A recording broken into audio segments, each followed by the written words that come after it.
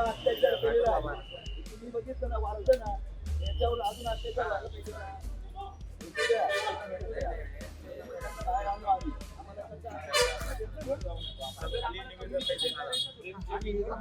खाली निवेदन नाही देणार.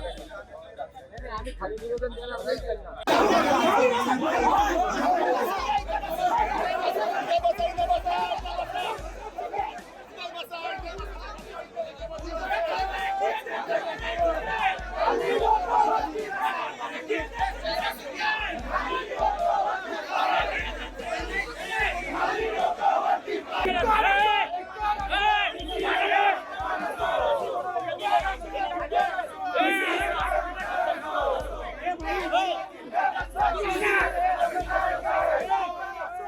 आम्ही या आंदोलनाला निषेध नोंदवण्याकरता या ठिकाणी आलो आहे, परंतु आम्ही जे निवेदन मध्ये घेऊन जात होतो त्याला विरोध केल्यामुळे आम्हाला ठिय्या आंदोलन करावं लागलंय.